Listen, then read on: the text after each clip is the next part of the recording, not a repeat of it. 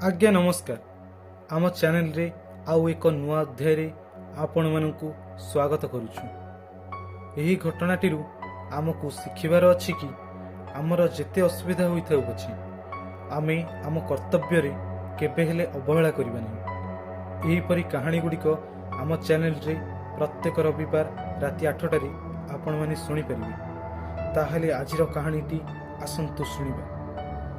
सेदिन मानस बाबू निज कार नहीं जंगल रास्ता दे ऑफिस रु फेरुथिले।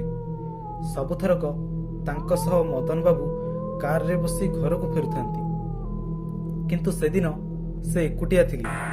मदन बाबू तांको ऑफिस रे सहकर्मी भाबे कार्य करंती। रास्तार शेष मुंडरे तांको घर। मदन बाबूंको घर ठारू मानस बाबूंको घर आधा किलोमीटर दूर। एथिपाई दुहे एकाठी ऑफिस जिबा आसिबा करंती। सेदिन ऑफिस को मदन बाबू जाई नथिले। मानस बाबू तांको पाखकु बारंबार कॉल भी करिथिले, हेले से रिसीव करि नथिले। सेथिपाई मानस बाबू रागरे तांको उपरे गरगरे होउथिले।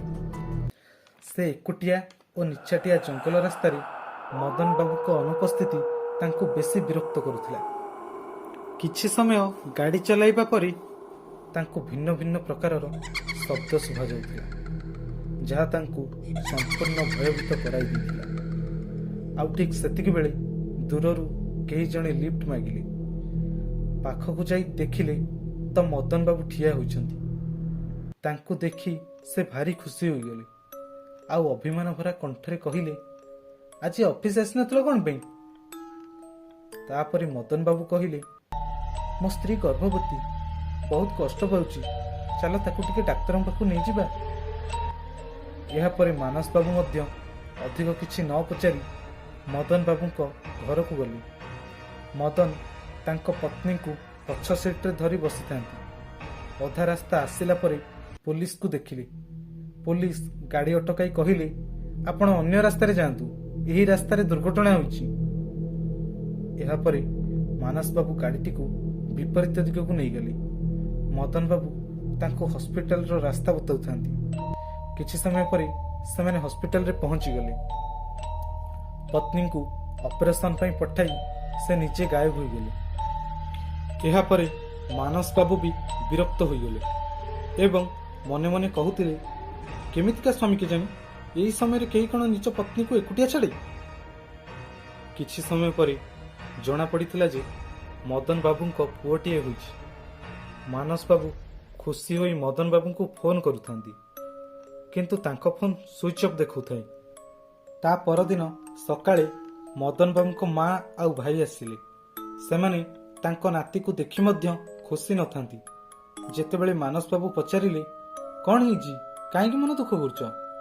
तापरे सेमाने कहिले, पूर्व दिन संध्या रे रास्ता दुर्घटना रे मदन आम समस्त को छाड़ी सबुदिन पई चली जाइछि। तापरे से आश्चर्य होई पचारिले, यह केमिति संभव? काली राति रे तो से आ मु भाउजन को नहीं हॉस्पिटल आस्थिली, आ से ही मते रास्ता बतैथिली।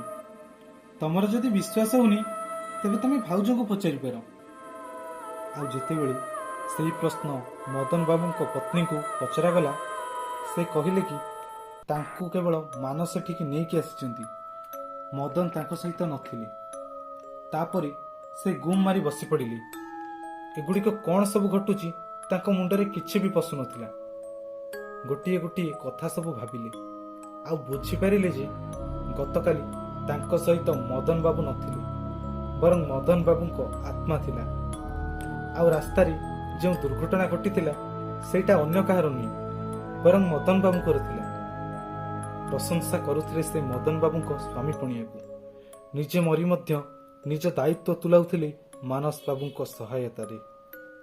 सेही दिन ठारू मानस बाबू एकुटिया सेही रास्ता दे जिबा आसिबा कले। आउ रास्तार शेष मुंड जाए जाउ नथिले मदन बाबू को छाड़िबा पई। ता पूर्व गली रे निज रास्ता बदलाई निज घर को जाउथिले। बेले बेले तांको इच्छा हेउथिला सेही रास्तार शेष मुंड रे ठिया होई मदन बाबू को आग परी निज सांगरे नै ऑफिस आसिबाकू, किंतु ताहा आउ संभव होई पारु नथिला। तथापि रास्ता शेष मुंडरू फेरिबा बाटरे कार रो मिरर रे मदन बाबू को आत्मार ଝାପ୍ସା ଛାଇ ଦେଖିପାରୁଥିଲେ ସେ। ଯେମିତିକି ସେ ଛାଇଟି ତାଙ୍କୁ ଧନ୍ୟବାଦ କରିବା ପାଇଁ ଅପେକ୍ଷା କରୁଥିଲା। ଏହି କାହାଣୀରେ ତ ବାସ୍ ଏତିକି।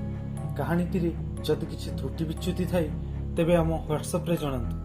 ଆଉ ଯଦି କାହାଣୀଟି ଭଲ ଲାଗିଥାଏ ତେବେ ଲାଇକ୍, ସେୟାର ଓ କମେଣ୍ଟ କରିବାକୁ ଭୁଲନ୍ତୁ ନାହିଁ। ରହୁଛି ଆଜ୍ଞା, ନମସ୍କାର।